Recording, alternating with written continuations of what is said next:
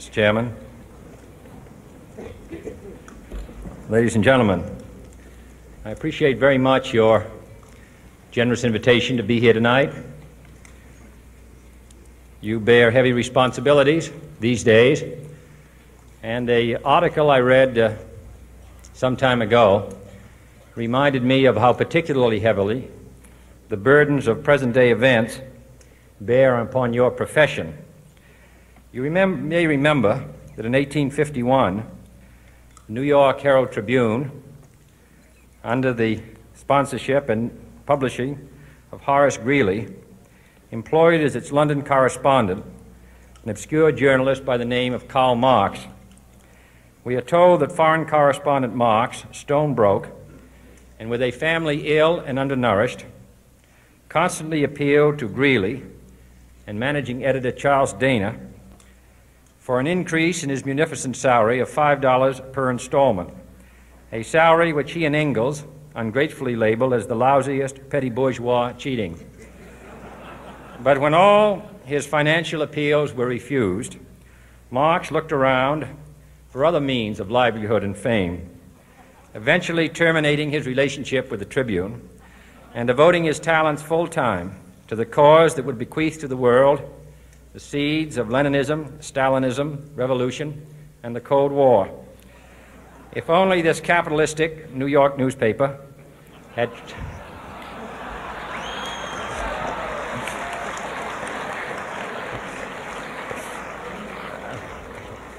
treated him more kindly,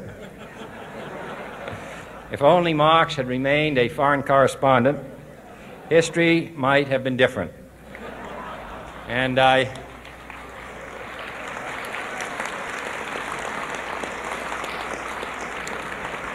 I hope all publishers will bear this lesson in mind the next time they receive a poverty-stricken appeal from a small increase in the expense account from an obscure newspaper man.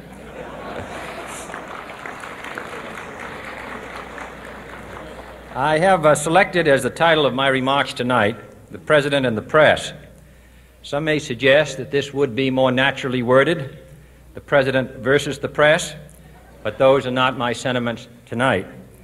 It is true, however, that when a well-known diplomat from another country demanded recently that our State Department repudiate certain newspaper attacks on his colleagues, it was unnecessary for us to reply that this administration was not responsible for the press, for the press had already made it clear that it was not responsible for this administration.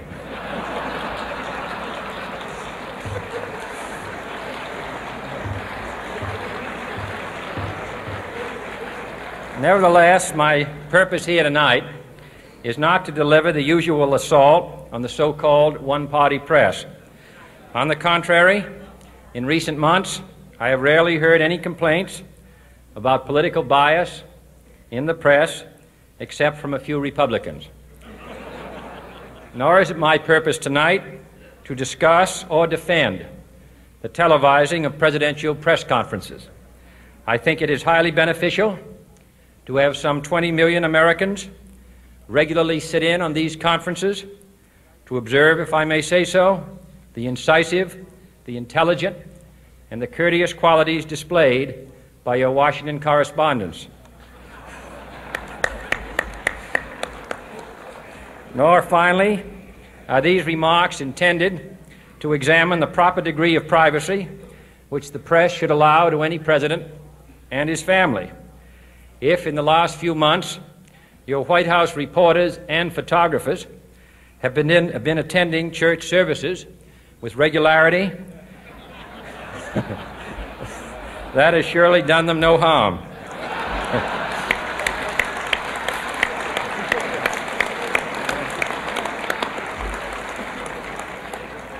On the other hand, I realize that your staff and wire service photographers may be complaining that they do not enjoy the same green privileges, the local golf courses, which they once did. It is true that my predecessor did not object, as I do, to pictures of one's golfing skill in action, but neither, on the other hand, Did he ever been a Secret Service man? My topic tonight is a more sober one, of concern to publishers as well as editors. I want to talk about our common responsibilities in the face of a common danger.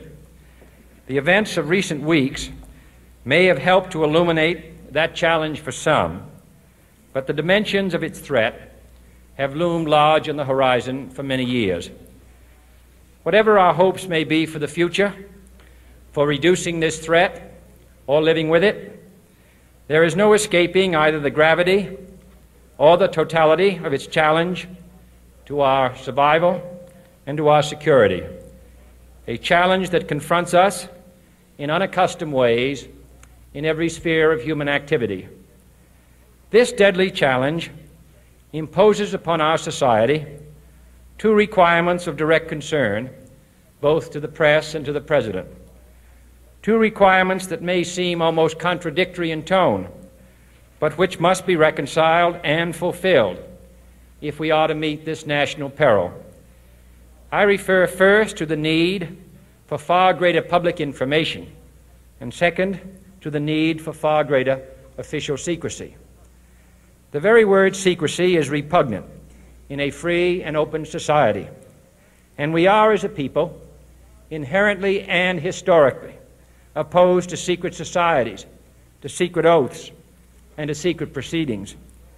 We decided long ago that the dangers of excessive and unwarranted concealment of pertinent facts far outweighed the dangers which are cited to justify it.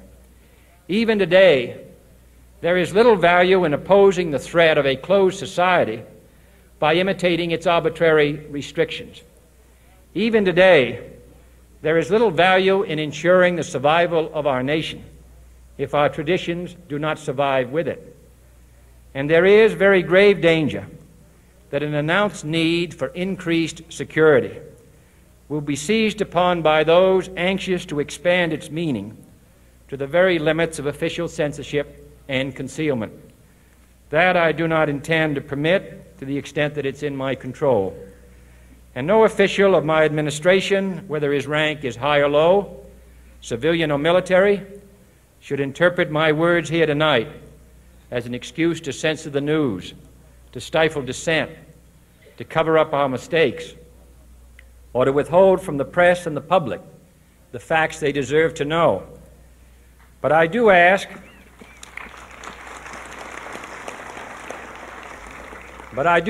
every publisher, every editor, and every newsman in the nation to re-examine his own standards and to recognize the nature of our country's peril.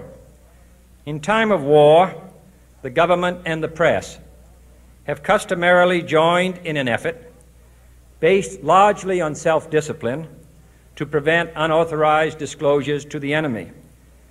In times of clear and present danger, the courts have held that even the privileged rights of the First Amendment must yield to the public's need for national security. Today, no war has been declared, and however fierce the struggle may be, it may never be declared in the traditional fashion. Our way of life is under attack. Those who make themselves our enemy are advancing around the globe. The survival of our friends is in danger. And yet no war has been declared. No borders have been crossed by marching troops. No missiles have been fired. If the press is awaiting a declaration of war before it imposes the self-discipline of combat conditions, then I can only say that no war ever posed a greater threat to our security. If you are awaiting